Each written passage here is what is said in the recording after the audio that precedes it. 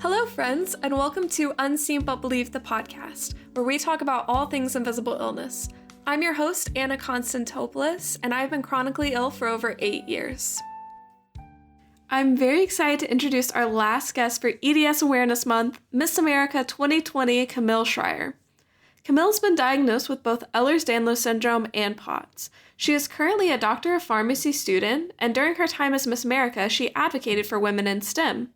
During her year of service and beyond, she advocated for Ehlers-Danlos Syndrome, mental health awareness, and drug safety. She was the first Miss America to use science as her talent, and she is the only Miss America to hold the title for 2 years due to the pandemic. She has so much wisdom to share about how she's managed to accomplish so much while balancing mental health and Ehlers-Danlos Syndrome. Stay tuned to learn more about managing EDS, mental health, and being Miss America. Today's episode is sponsored by Direct Healthcare. Healthcare, not health insurance. Now, in the past, you've probably heard me mention my primary care doctor and that I'm constantly going to see him at least once a month, and this is his business. He sees my whole family, so I definitely highly recommend it. They're a direct primary care modeled office. They can provide all your primary care, urgent care, and telemedicine. Medicine with memberships starting at $50 a month for adults and $20 a month for kids under 20. Y'all, that is so cheap because it includes 2 office visits per month with no cost, unlimited text, email, and video conferencing telemedicine access 24/7. And they really mean it. You know, as someone with a chronic illness, I have a bunch of weird symptoms pop up all the time, and it is so nice to be able to just text my doctor instead of having to rush to the ER. To see their pricing, please go to dhcplan.com. I'll have it linked in the show notes below, but I highly, highly recommend them if you're in the East Tennessee area. Hello, Camille. Thank you so much for joining the podcast. Absolutely. Thank you so much for having me, and I'm so excited to chat with you. So I was wondering if you could tell us a little bit about how you first got diagnosed with EDS, maybe what symptoms you had that led to that diagnosis. So this is really a lifelong story, which makes sense because this is a genetic connective tissue disease. So it's something that I've dealt with my entire life. My first symptom was something that I don't even necessarily remember because I was born with my hips dislocated. And so like from day one of my life, actually, my implications of EDS started to show. And this is not necessarily something that only people with EDS go through. There's plenty of infants that are born with dislocated hips, but that was something that I faced. And so I was braced for the first few months of my life to make sure that my hips developed normally. And then really throughout my childhood, I just had weird things happen. I was clumsy. I had illnesses and injuries and things that, you know, just seemed like normal little kid stuff kind of. But now looking back, I recognize that a lot of the things that were happening probably were EDS related now that I see.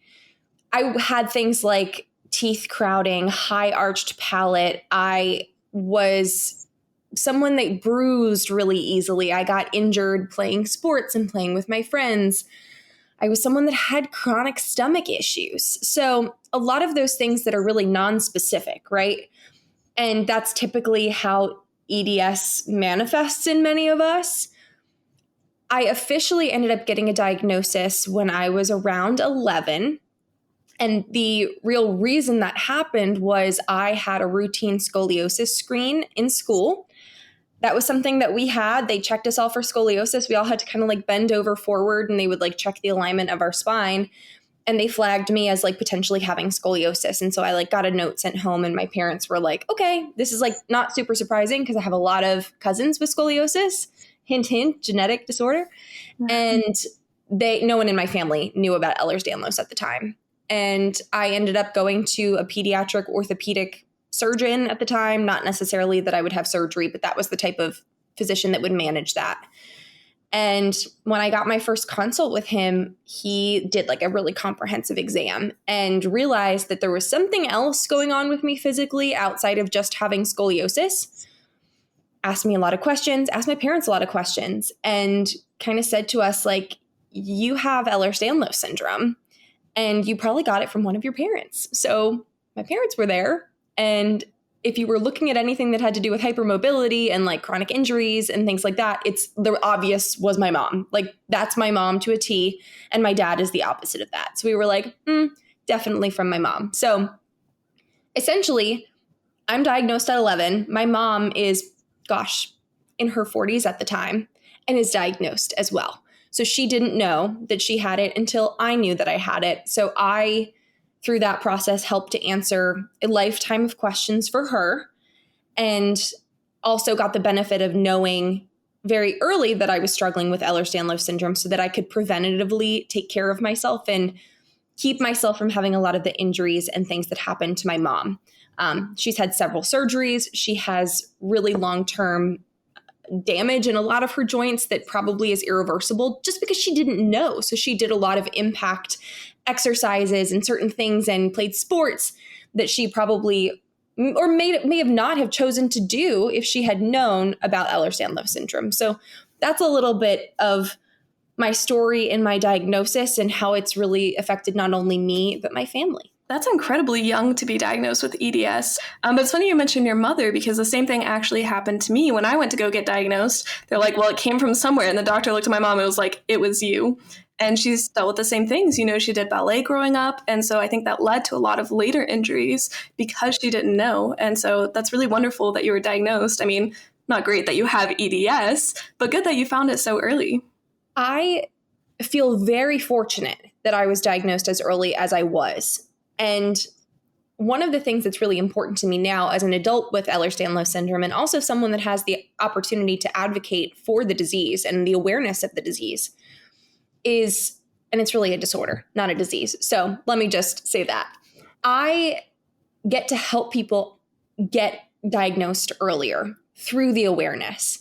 And early diagnosis is so important because it gives us the opportunity to make choices that help to protect our body, and also to understand what we go through as individuals with a chronic disease to make us feel like we're not crazy, to allow us to understand our limitations, our strengths and weaknesses, things that we can and cannot do, or make a conscious decision of, hey, I know that this might be a risk for me, but I want to do it anyway. I like to empower people with knowledge in all that I do. And helping individuals find out that they have Ehlers-Danlos syndrome is really, really important to me. And I've helped a lot of people that are just like me realize that they're going through this type of a situation. Obviously, I'm not a doctor. I can't diagnose. But when I see individuals who have certain characteristics that remind me of myself, more often than not, it seems to be a connective tissue disorder. And the reason that I mention that is we've always known this to be a rare disease. It's traditionally been known as something that, is not really super common. We represent the zebras, right? And the whole story behind the zebra is that those who are in medical school are taught if there's a diagnosis, if you hear hoofbeats, don't expect to see a zebra, expect it to be a horse, talking about rare diseases and, not assuming that, these non-specific symptoms would be a rare disease. But the reason I mention this is that there's new data that has come out that suggests that this is not necessarily a rare disease, especially in the hypermobile Ehlers-Danlos type. The other subtypes may be far more rare than hypermobile EDS. And it's important that people recognize that because so many individuals might be going through this and have no idea. And it's a good explanation for their really non-specific symptoms. There's, pluses and minuses there because there's not always a lot that you can do about it when you do find out that you have Ehlers-Danlos syndrome. But there are lifestyle changes that you can make. And there's preventative things that you can do to allow yourself to really have the highest quality of life with a chronic disease. That's really important. And I'm really glad you're advocating for that, especially since you've had such a large platform for such a long time. Was there anything specifically you did when you were first diagnosed, since you were very young, that you're very grateful you did that's helped you manage symptoms overall? I would say this is not something that I did religiously because, I'll explain it. I changed the way that I was playing sports. I was a huge athlete, right? So I participated in several sports, from horseback riding to swimming to field hockey, running track and field. And I went into those experiences cognizant of my injury potential in every situation. I utilized physical therapy. I utilize strength training. I let my coaches know.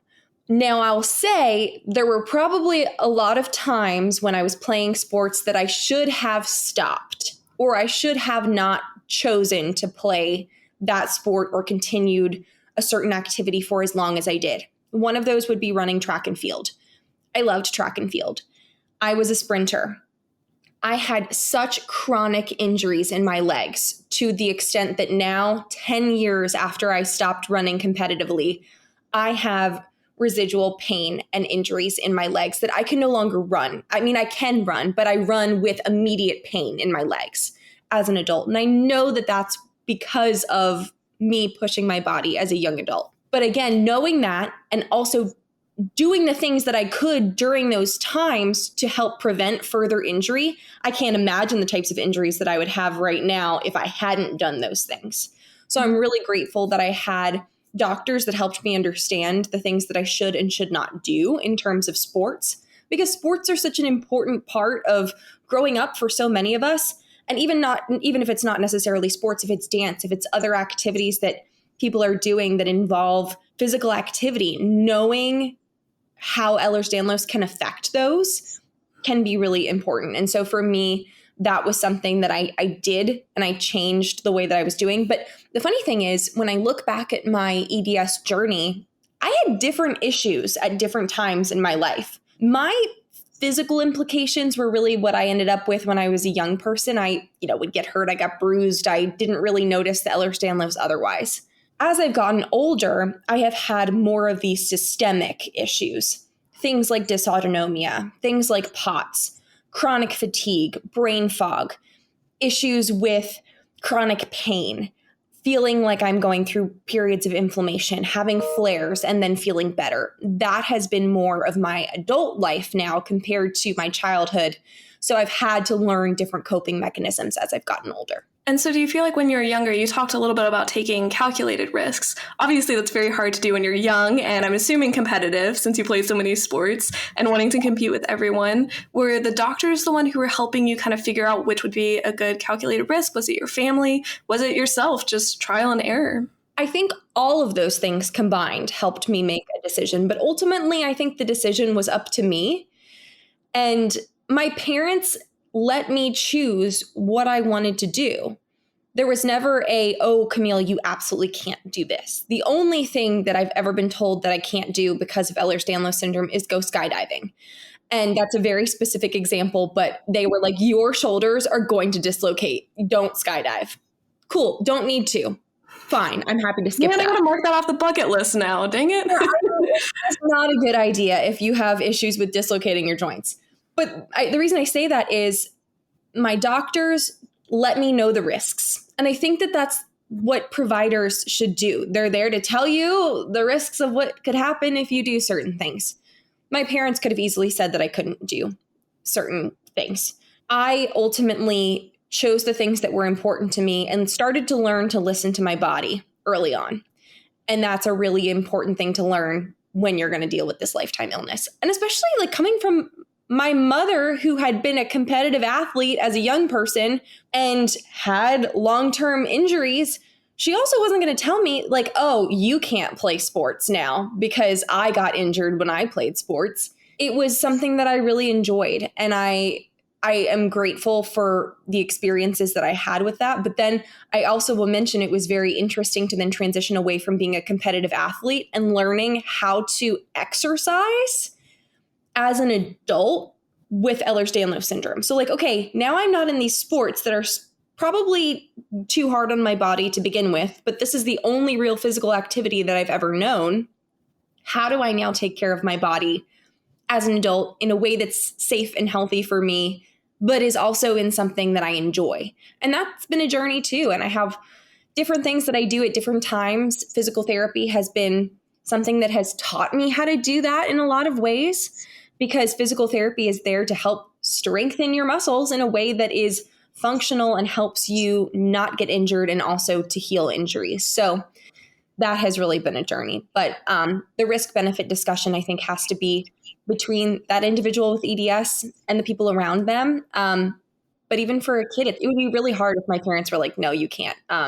And I don't know what I would do if I was in the situation where I had a child with EDS and how to navigate that. So there's no right answer there. So I'm happy with the situation and how it turned out for me. And I'm really glad your parents were so supportive. I mean, that's so helpful to have people around you who are supporting you and not encouraging, to stay in bed all day out of fear, but, take those calculated risks. I think that's important. Did you find that you received that kind of same support at school or from your coaches? No. And I think that's probably something that a lot of us feel. I, for a long time, felt like my coaches just thought I was lying. And even coming to them with, hey, this is a diagnosis I have from a doctor. This is what I need to do differently. I often felt pressured that either I was being judged, I was being pushed into things that were not healthy for my body. I was being treated a little bit differently because I was seen as someone who maybe was a little bit of a hypochondriac because I looked fine. And I still look fine. Like, I don't look like I have physical limitations, but I do. And the hardest thing for me was over time learning how to advocate for myself. And the advocating for myself had to come from me really recognizing the limitations that I did have and believing them.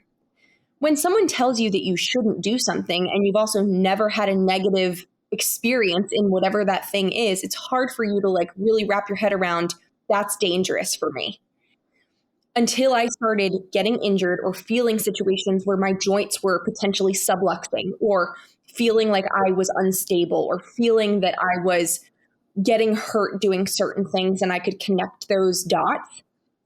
At that point, when those things started to happen, I was able to be a better advocate for my own needs.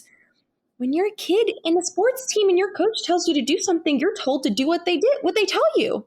So that was a process for me. It's actually still a process for me as an adult when I go to work out, especially at workout classes or with personal trainers who don't fully understand my functional ability as a athlete. I have a lot of things that I can do. I have strength, but I'm also someone who has certain limitations, in especially some of my joints. So for example, right now I go to a lot of Pure Barre classes. That's something that I really enjoy.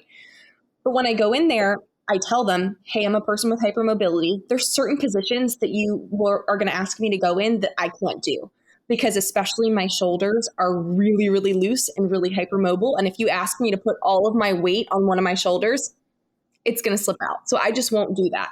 And they're like, oh, no problem. We will either give you a modification, or if you know a modification that works for you, just go ahead and do that and just continue on with whatever you can do. And so that's been a great experience. But certain other workout classes that I've gone to, I have felt like they're like, what are you talking about? You don't need a modification. You're like a 27-year-old young woman who looks like she's very fit. And I'm like, I am, but I'm not going to be fit if I dislocate my shoulders. So again, learning that advocacy has been one of my tools in my toolkit with EDS, not only with coaches, but with doctors. And that's something that has then continued. And I think is something that so many of us with EDS learn how to do in our own lives. Absolutely. And I think it starts too, if you have a mother, someone who's going with you to doctor's appointments, they're the ones that start advocating for you and be like, no, my daughter's not normally this sick. She's not faking this. She likes doing stuff. And then eventually, we have to advocate for ourselves, especially in, sports or in higher education. And so I know you've been in higher education for a while. Do you want to talk a little bit how that's been? Yes, higher education has been a longer part of my journey than I ever expected. I took 5 years in undergrad and I got 2 undergraduate degrees, which were just wonderful. I have a degree in systems biology and a degree in biochemistry. I then went to graduate school, which is again, not something I didn't anticipate that I would do. And I'm currently starting my 4th year of my doctor of pharmacy program, 4 of 4. So I'm almost there. And I just finished my last courses. Again, with my entire EDS experience, it is a journey and it's been different at different times in my life.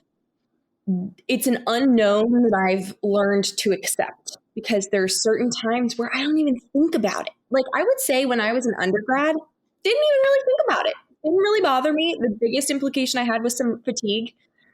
I didn't have any major injuries, probably didn't work out as much as I should have. maybe that was somewhat protective because I didn't get injured.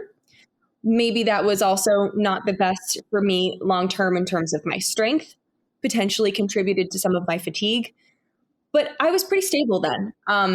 When I went into graduate school, it was like my second year of grad school that I really started to deal with a lot of the systemic issues that had to do with dysautonomia, chronic pain, craniocervical instability, and issues that I had never faced before. So in the last 3 years, my Ehlers-Danlos has affected my life far more than it ever has before. It never really affected my ability to be successful in school. I actually always got accommodations in school for testing time, mostly because of mental health and kind of attention related issues that I had had. So I was also familiar with, getting accommodations in my universities, which then became important when I went to graduate school and I needed different types of accommodations in addition to just testing time.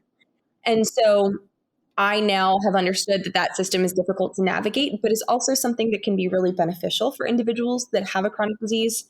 And for us to understand that that's even a thing. I think I didn't really fully recognize that I could be accommodated. And that obviously that makes sense, but I think of people that have far less abilities than what I do on a day-to-day basis. And then I think of someone who might not, I don't know, that someone that isn't necessarily me having accommodations. I'm like, I don't need them. I'm fine. But also recognizing that there's things that I could do that could facilitate my success and make things easier. And that was a really big tool. But my higher education has definitely been taxing on my body and my mind, my energy levels, but in another way has pushed me more than ever to learn how to take care of myself, especially in the last few years. And for that, I'm grateful, because sometimes you need those stressful situations to teach you how to actually care for yourself, especially when you're a young adult, figuring out how to live on your own, figuring out what you need. You don't have somebody taking care of you. And I'm a very independent person to begin with, but I'm also a person that often overlooks my own needs, especially because I'm focused on my academics. I will neglect myself to get something done, to study for an exam, to do certain things. And then I will burn myself out physically, emotionally, psychologically, and I just will shut down. So as I've done this it's been 10 years now, I've had a lot of great times and a lot of not great times that have taught me the things that I need. And so I'm happy to talk about some of those too, because it's really been a learning experience. One of the things that I really emphasize the most, and this seems so simple, and a lot of these things seem so simple, but so many of us forget about them. People in college, all-nighters, want to stay up all night studying, doing these things, procrastinate and just be like, oh, I'll do it that night. If I do not get, I would say at least 8 hours of sleep, sometimes more like 9 or 10, I do not feel functional. Can't do it. I will do worse on an exam if I stay up later to study for it than I would if I just stopped studying and went to bed and got up at a reasonable time. Biggest thing that I had to learn the hard way, because I was looking at all the people around me and I'm like, well, everyone else is staying up late. I should stay up late. Is that what you're supposed to do? I need to stay up late to study for these exams because everyone else is, still in the library or still up and awake. And I had to realize that didn't work for me. Number one, that I needed the rest for my physical, mental health, and also my academic success. Nutritionally, taking care of myself, eating balanced meals, very hard in a college environment. So I will not say that it's easy to do. That has been much easier as a graduate student in my own apartment with my own kitchen. But remaining in a place where you are eating diverse, nutrient-dense foods, you can eat your pizza and things too, but making sure that you're getting what you need to physically function. I am someone that changed my entire desk setup because of my craniocervical instability and my neck pain. Having an ergonomic workspace to study for long periods of time instead of looking down at a desk, having your head in a book. If you can figure out ways to raise things up, if you can get digital books that you can read on a screen and have in front of you, huge win, has allowed me to study for longer periods of time because I'm not in pain when I'm studying. And the other thing for me specifically as a healthcare student, which is a different situation, healthcare is not always incredibly friendly to individuals with disabilities, unfortunately, because you're asked to stand for long periods of time. You're asked to walk around because everything that you're doing is to take care of patients. No one's really worried about taking care of you, to be honest. So when you're someone that has functional limitations, having to have that conversation on day one with the person that you're working with. So I go on rotations, and when I get there, I say, hey, ex preceptor, I have dysautonomia. I get dizzy when I stand for too long of periods of time. Sometimes I have days where I just really am ill, but other days I'm fine. So I'm just telling you this because there could be a day where I have an issue, and I want you to know ahead of time that I'm not a person that looks like I have problems, but sometimes I do. And so when I have those days, I want you to understand that I might need to sit more. I might need to go back and work at a desk in an office, and I might not be able to stand for whatever we're doing that day. Or can I do my work that we're doing while I'm sitting? Or certain things. I need to take a break and get water and do certain things to keep myself hydrated. So the point is, through this entire process, little things just to care for you as a person and taking care of yourself first can then help facilitate your academic success, because those things really go hand in hand. I see so many of my friends just really neglect themselves, but also are successful despite it. If I neglect myself, I am not successful. And I had to realize that that was one of the things that I needed for my own success, and has really helped me in the long term, and also has let me have a really positive quality of life when I go through a really hard situation. That's so encouraging to hear. And I'm so glad you shared all of that, because I know for a long time, especially once I hit college, that I felt like I had to choose between academic success and taking care of myself. And normally I chose academic success, but like you said, that just results in more problems, doing worse on exams, things like that. And I can imagine it's so much worse, when you're getting a degree in, healthcare, like you said, they're not as focused on you. And I'm really glad you brought up accommodations as well, because that's something I've talked about a lot. Because I don't know about you, but when I first started getting accommodations in college, I kind of felt like I was cheating. And I was like, oh, I don't really need this. This is like an unfair advantage compared to other students. But it's not the case. It's just giving us, kind of back to where we should be, where our illness has kind of taken us down. That's so true. I think it equals the playing field for individuals that have limitations in any way. So many students who have accommodations in my university either have like a learning disability, maybe struggle with ADHD, individuals who have functional limitations, who need someone to help take notes. For me, I also have issues taking notes sometimes just because of like my hands and pain in my hands and wrists. So that was one thing that was suggested to me. Can you get a note taker for a class? Things like that I just never even thought of. And my university was very willing to help me get the things that would make my life easier. The other thing I'll say, you mentioned, having to choose between taking care of yourself or your academic success. I have always felt like that was something I had to do. And it took me a while to realize that choosing just the academic success and forgetting about taking care of myself was like a double-edged sword, because it made me do worse in both of those categories. The thing that I have probably had to choose between is taking care of myself and spending a lot of time doing social activities and doing things that were fun, especially in school, which has been hard and is hard to like have a real balance in my day-to-day life, but it's something that I consciously choose and am aware of, because often there's only so many hours in the day. So to get all of my academic things done and all of the things that I need to do to really take care of myself, including getting enough rest, I often have to forego a lot of social events or spending time with friends.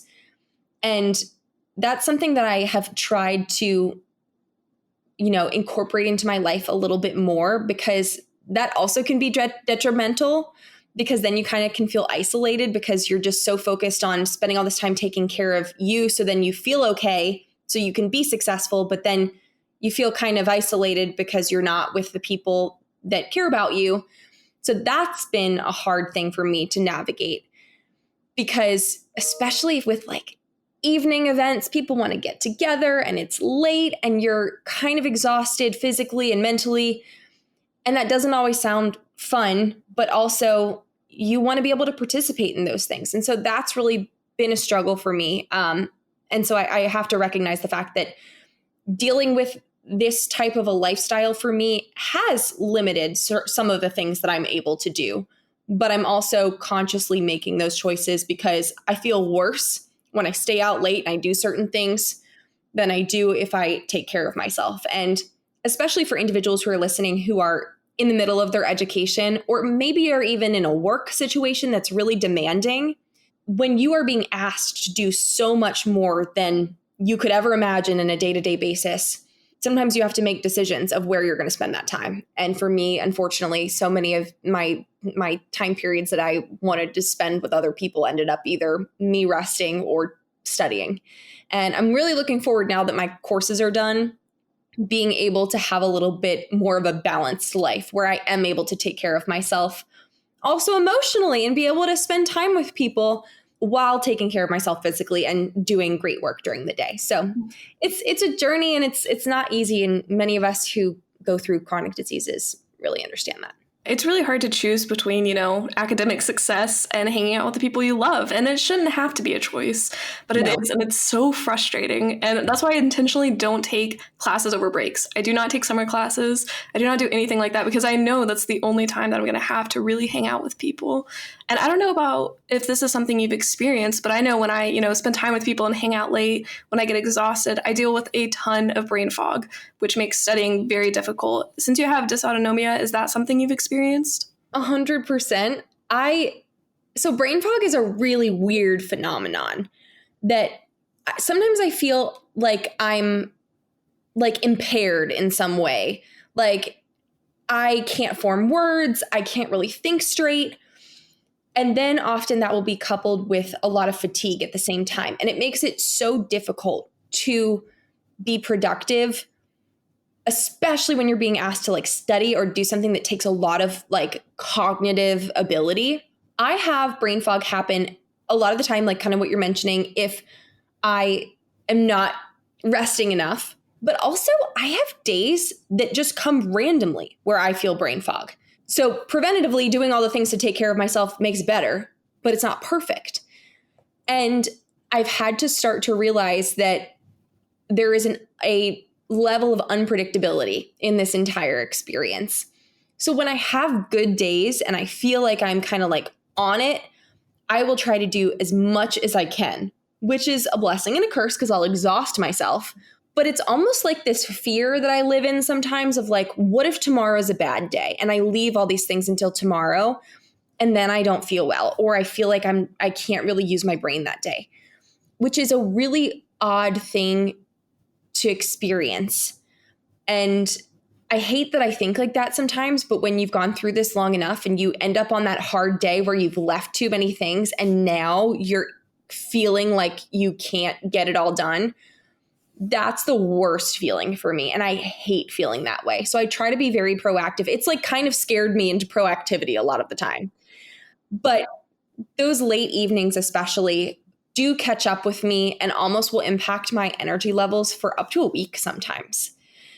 That can be really hard. You mentioned the dysautonomia. And for individuals who might be over 21, if you're consuming alcohol in addition to staying out late, that also really impacts my dysautonomia symptoms like dizziness, like dehydration, fatigue, feeling brain fog. And so I'm also very cognizant of that. And there's a lot of times where I'll go out with my friends and individuals are ordering drinks and I'm drinking iced tea because I'm like, I can't afford to not feel well tomorrow. And that's also been a choice that I've had to make, and is another situation in which sometimes you feel uncomfortable because people will ask you like, why are you not participating? And you feel like you kind of have to explain yourself, even though you should never have to explain yourself in that situation. But the dysautonomia is something that also kind of comes and goes randomly. And sometimes I can find a trigger in either something diet related or something dehydration related or potentially, environmental. but also sometimes I can't figure it out. And I have some tools that I use, like liquid IV, that help me. But buy that stuff in bulk, man. I have a package of it that I ordered that's coming today, and I'm so excited with like my new flavors. But another really interesting part of my dysautonomia, which I think is, worth mentioning, I had a really interesting test done by my provider where she used like sensors that she put on my like peripheral, like my hands and my feet. And essentially it sent signals through my body and like through my nervous system. And it was trying to see how my nerves were reacting to stimuli, essentially. It's the type of test that they would use for an individual that has like neuropathy or peripheral artery disease, to see how how your vasculature especially is responding to stimuli.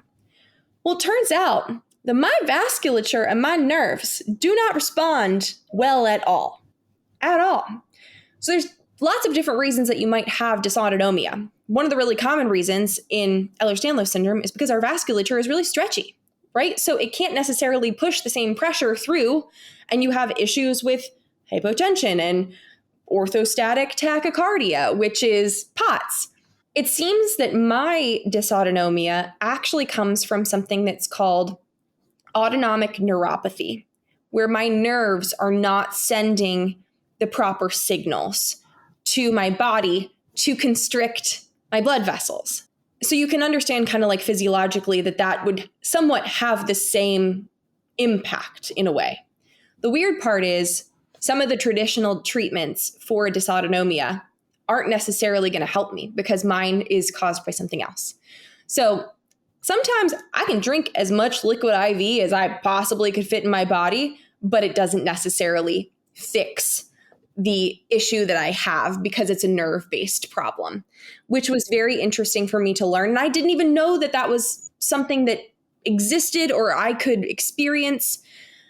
And it's, it was odd to understand that. And I just happened to be in class. I'm a pharmacy student. And so I'm in class. We're learning about orthostatic hypotension. I'm like, yeah, I'm the picture of this. And they're talking about how diabetic neuropathy and different types of neuropathy can cause this, but they fail to mention Ehlers-Danlos syndrome or dysautonomia. And I'm like, this is part of the reason why I feel like so many individuals in healthcare don't know about these disorders and the manifestations of them because we're not being taught that. And I even mentioned to some of my friends, I'm like, I have this, but it's caused by something completely different that we don't even learn about, which somewhat frustrates me. And so I kind of take it upon myself to educate individuals. But the dysautonomia has been something that is relatively new for me. I'm sure I had, symptoms of it my whole life. It's just gotten worse over time.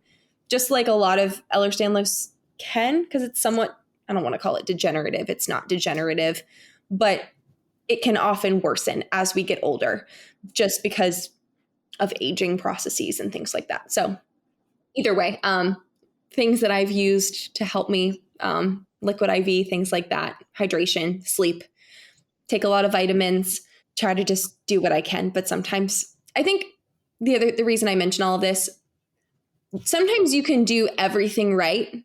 You can do all of the things that you're supposed to do to take care of yourself, and you can still feel not well. And you can't blame yourself over that too. If you aren't necessarily doing all the things that you can, it's life. There's so many times that I can't do the things that I need to do to take care of myself, and then I don't feel well. And I'm like, oh gosh, I did this to myself. But I didn't do it to myself. You can't do everything all the time. And it's not always about what can I do to fix this? What can I do to cure this?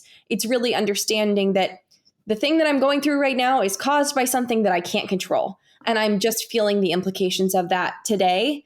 And maybe tomorrow will be better, because that's really the reality of dealing with chronic illness and something that I've had to accept. I mean, that's really important to share, and that's really encouraging to hear as well, because I know so often I've been so stressed about doing all the right things, making sure I'm hitting a certain number of ounces with water, drinking a certain amount of liquid IVs, exercising the right amount, but not too much. And then I end up getting so stressed that the stress makes me sick. And so it just ends up being this vicious cycle. So have you found that, dealing with all these different decisions, balancing everything, has that affected your mental health at all? Well, mental health is a very big discussion in my life. I have struggled with mental health for a very, very long time. Definitely before I really had major EDS issues in my life. The mental health issues that I've had have affected my life far more than my Ehlers-Danlos has, actually. And I would say that my experience with a chronic illness, I feel like hasn't really made a huge impact on my mental health. And that's just my personal experience. But it doesn't help it at all, especially in terms of feeling like I can't necessarily do the things that bring me joy. Because when you're thinking of like, okay, I'm someone that has struggled with anxiety and depression over time for many years. It's been a chronic battle for me. And some of the things that you're supposed to do in your life to be able to overcome these types of issues is like, what do you really love to do? What are things that you look forward to? Can you plan certain things into your life that bring you joy, that make you feel like you're really taking a break, that make you feel like you have things that you can look forward to? For me, I can't do that a lot of the time. I sometimes am too exhausted to do things that are fun. And that can worsen something that's already there. Or potentially, I can imagine individuals who might not have that kind of like baseline issue, how that could potentially really exacerbate, having an issue with anxiety or depression. I then am balancing mental health medications along with a chronic disease. And it's really fascinating, actually, how mental health, especially the pharmacotherapy that's gone along with my mental health journey, has impacted my EDS. There are lots of different options that you can take if you are dealing with anxiety and depression. And this is coming from my pharmacy brain, by the way. You might be put on something like an SSRI, so like a sertraline, or which is Zoloft, or like Prozac or something like that, or Lexapro. Those are really common medications. And that was something, I was on one of those medications for a long time. It tended to like be a little bit depressing to my nervous system, and not like depressing, like making me feel more depressed, but like bringing down my nervous system. There are other drugs that are available that are more activating. So they're going to potentially, instead of causing you fatigue, will maybe give you a little bit more of an energy boost. But they also come along with things like higher blood pressure, it can increase your heart rate. These are things that can be really worrisome for individuals that have hypertension, certain types of cardiac diseases. But for an individual like me, when you put me on something that is sedating, you're not necessarily worried about my blood pressure and my heart rate because I'm already like hypotensive and have like a super low resting heart rate. So for so long, I was so tired on these medications. It was helping my mental health, but I felt awful. So it was somewhat making my Ehlers-Danlos syndrome symptoms worse. It also wasn't doing anything to help my POTS. And I found a really amazing provider who had a really candid discussion with me about my mental health because I was still kind of struggling and I was just feeling awful. She switched me to a medication that was a little bit more activating, less fatigue. It also increased my blood pressure a little bit and increased my heart rate a little bit and helped to control my POTS. This is not something that I'm not advocating that this is something that individuals should do to cure your POTS or treat your POTS, but it's a consideration if you're taking a mental health medication that you could have this discussion with your provider and see if that type of a decision could be right for you like it was for me, because it was a really simple switch to another medication that I had really never thought of, and it improved my quality of life drastically. And I felt like I could do more, and I felt like I had more energy throughout the day. I didn't have the symptoms of dizziness that I was feeling all the time because of the side effect of a medication that actually kind of benefited me in a way. And I think this entire story for me, this is something that only happened in the last year for me, by the way. So I've been dealing with taking mental health medications for probably 10 years. And only in the last year have we made this change. And it's lovely. And I struggled for so long. And I was like, we could have just made this change so much easier. But when you have a disease like Ehlers-Danlos syndrome, it's so complex, right? Like it's affecting so many different organ systems. Your body is just like, it's affected in every way. Having unique approaches to the way that we treat a disorder like Ehlers-Danlos syndrome is so important. And some providers are very, like straight, like, okay, we're going to like do it by the book. This is what we do for everybody. If you are feeling in any way, whatever disease state we're talking about here, that you aren't being heard or listened to by a provider, or you're having issues and those problems aren't getting solved by the person that you're seeing, I really encourage you to find a new person who might have a different perspective, who might come in and say, oh, I might do it this way.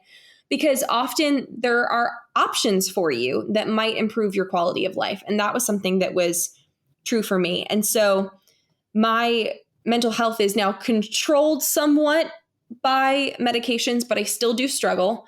I do have issues with recurrence of depressive symptoms coming back, especially when I feel isolated and I feel really overwhelmed with school. And I've learned how to cope with those things. Maybe not well. Maybe I don't always know how to cope with them, but I've always seen that those periods of time go away at some point. I will say COVID was one of the times that I struggled the most, especially serving as Miss America and being a public figure during COVID. All of these things happening at the same time. I had been really controlled in my mental health before that, and then it immediately went downhill. And I kind of was afraid that was going to happen just at baseline being Miss Virginia and then Miss America. I was like, this is definitely going to impact my mental health negatively. I know this is. And it did. And then it really was worse than I anticipated because of COVID. And, I'm the picture of like invisible illness, having Ehlers-Danlos Syndrome, struggling with my mental health. You look at me and people will probably see a Miss America or you see my Instagram or you see certain things and you're like, gosh, she's doing great. Like she's got no issues. And I try to be open about the things that I go through because I understand how many people could just easily assume that I've not struggled with things like this. And I think it's important because so many of us do. And I want people to recognize that even individuals that get to serve as Miss America and go to graduate school do struggle. And when you need help, and then also who to ask for help from is really important and has been part of my journey. I really appreciate you sharing all that. I know it can sometimes be hard to do that, especially since you're such a public figure and you've had, such an impact for so long.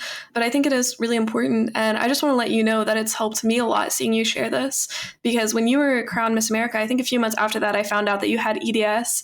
And that was my first year as a title holder. And I almost quit the Miss America organization because I had EDS and I didn't see anybody else who had that. I didn't see anybody else speaking about it. And I was like, look at these people. I was like, they're all perfect. They're doing all these different types of things. How on earth could I possibly do that with an invisible illness? But when you started sharing about that and sharing about your mental health struggles, and I saw everything that you were doing, especially through the pandemic, which was trying on everyone. I cannot imagine being Miss America for 2 years during the pandemic. Yeah, that's ridiculous. But I just want to encourage you that you sharing that has helped me personally in so many ways. And I know it's helped so many other people.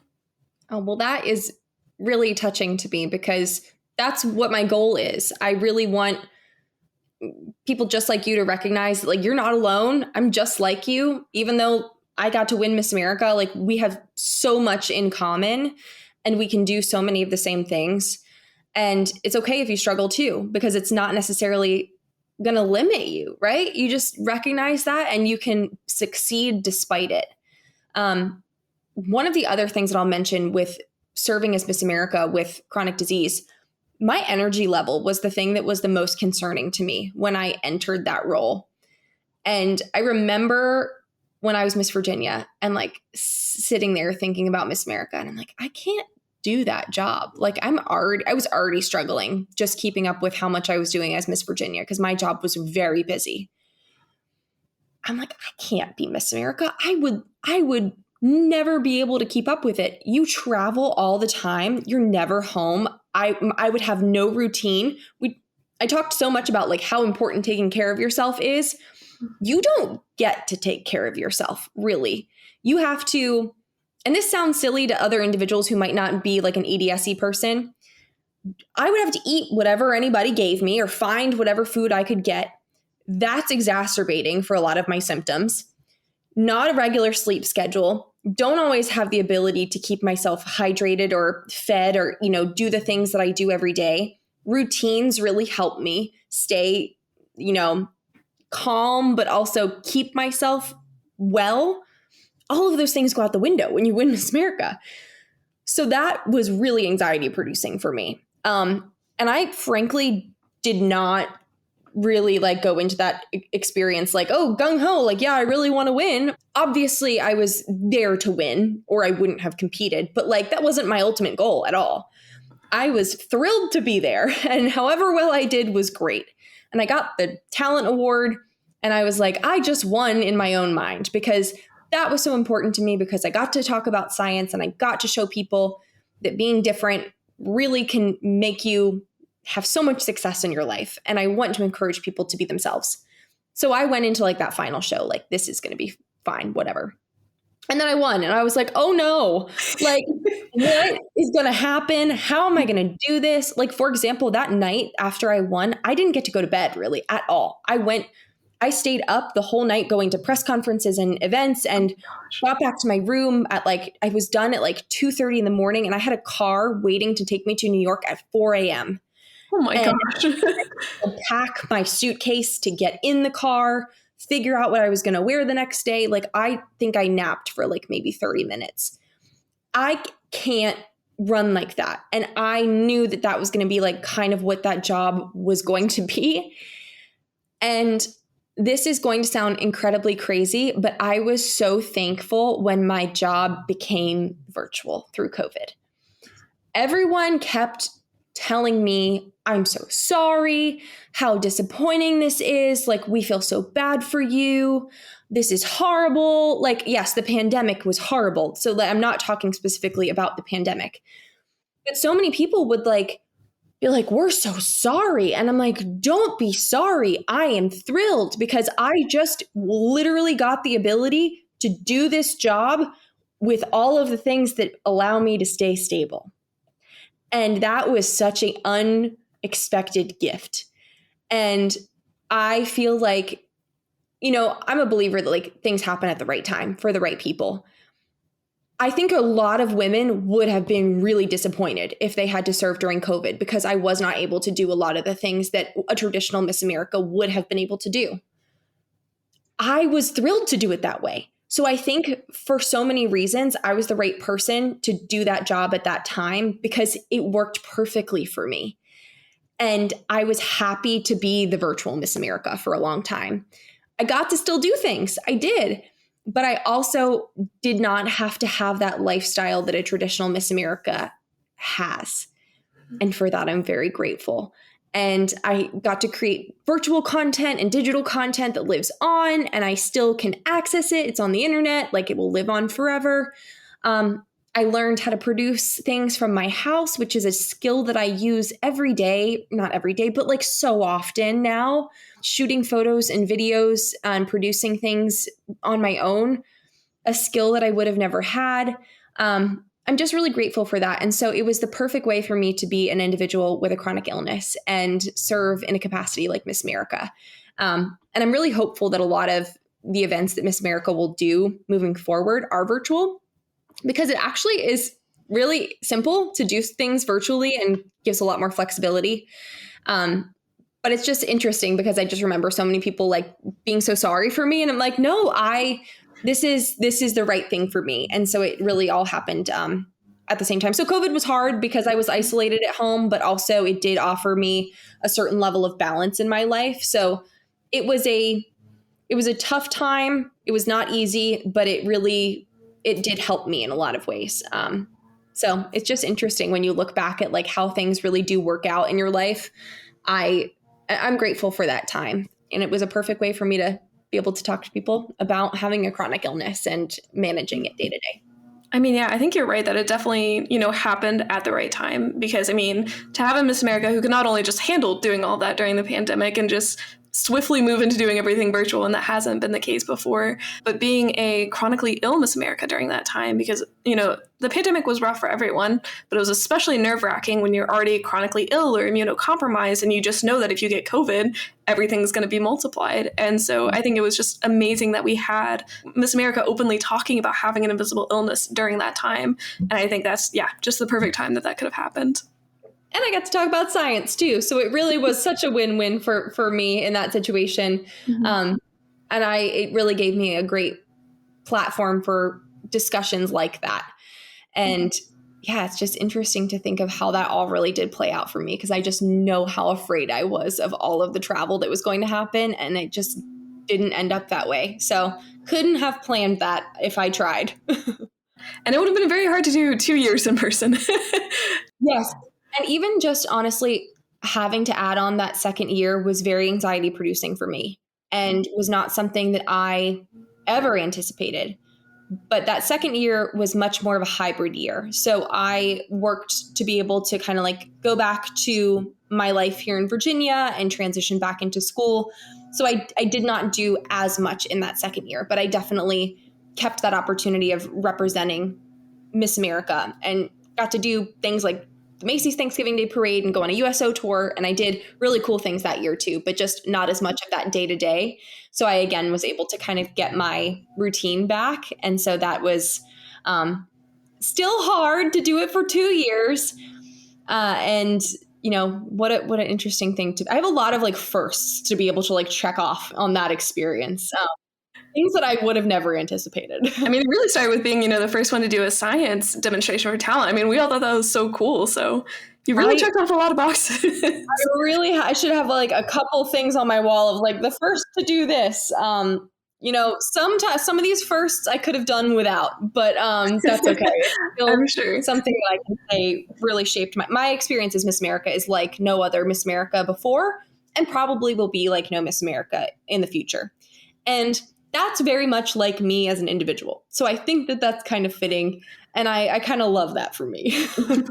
Yeah, hopefully we don't have to go through that again for anyone's sake. Yeah. So one thing I was really curious about was there anybody who was telling you that you could not be Miss America because of your illnesses, or that you could not be Miss Virginia because of that?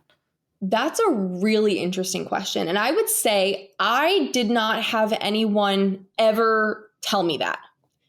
But I prepared for that question in interviews. So when I was going to Miss Virginia and Miss America, in my paperwork, I talked about Ehlers-Danlos Syndrome and how I had this disorder or, chronic illness. And when I was going through the process, I had many people say, like, what are you going to do if they ask you, like, can you do the job with Ehlers-Danlos Syndrome? So I was very prepared to have to kind of like defend myself in that situation and be like, or not defend myself, but really educate an individual on why I could do the job with the chronic illness that I did have or do have. And I never had to answer that question. But I'm sure that some individuals, as they've kind of read about my experience, could have asked that question internally or kind of like in their mind. I think it's also important as a person who got to serve in a national capacity like Miss America to talk about being an individual with a physical limitation. I don't even want to say that I have a disability because I don't consider myself as an individual who is disabled, but many individuals with EDS do consider themselves disabled. I could be at that point in some point in my life, depending upon what happens to my body.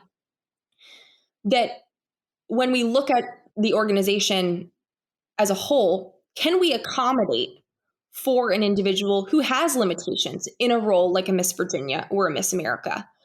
What can we do to allow someone like me, and let's say that there was issues of me being able to fulfill that role with Ehlers-Danlos Syndrome, is there something that we can do, like having virtual events or having certain things where I'm, able to sit or not, walk around or not do certain things, like little things? Can we accommodate for an individual who has something like EDS? And I will say, when I did serve in person, the organization was very accommodating to me. When there were certain things that I did need, I just had to voice what they were. And everyone was very aware that there were certain things that I struggled with, and they did their best to make me the most comfortable. And I think that that's so important, because what's beautiful about this is that we have individuals who show diversity in the role of Miss America, because I'm not, in my opinion, so this is my take, I'm not supposed to show the perfect person in America, right? I am a representation of young women in the United States. And there are young women in the United States that love science. There are young women in the United States that have chronic illness and that have physical limitations. And so how can I, as that representative, show that accommodations are important, and that I can get those in my role?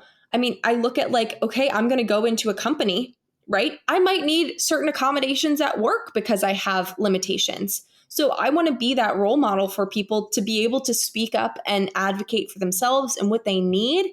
And so I wanted to do that in my job. And so those were some of the things that I was going to talk about if I ever got asked that question. But I'm very grateful that I never had people, ask me that question. I think I got more pushback on how in the world are you going to win with this science thing than I did with how are you going to do this with a chronic illness. Interesting, things in that entire conversation to begin with. Definitely a whole different thing to talk about, but really was grateful to be able to do the job in a way that was comfortable for me and also allowed me to talk about the things that I go through on a day-to-day basis. Well, I'm glad the organization was so supportive, and you definitely have been a role model to so many people, and I think probably even more after this episode releases. I think a lot of people are going to be encouraged by your story. So I'll ask you one last question. It's a question that I ask everyone at the end of the interview, is what is one thing you'd wish you'd known if you could go back to when you first got diagnosed with EDS? I think, and I might be repeating myself here a little bit, but I think if I could tell myself when I first got diagnosed with EDS something that I now know as a 27, almost 28-year-old with EDS, is the real true value in caring for your body and how that improves your quality of life so drastically. I think for so long, I reactively did things when I didn't feel well. And I was like, why do I not feel good? What can I do to make myself feel better? What's happening? But I never fully connected that what I was doing day to day could keep me from feeling that bad. And that no one was going to take care of me as well as I would take care of myself.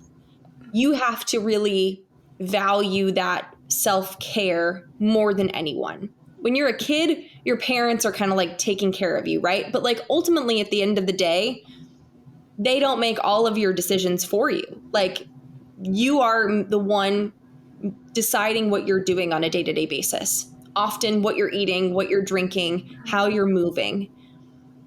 And knowing now that I have a lot of control over how I feel, actually more than I probably give myself credit for.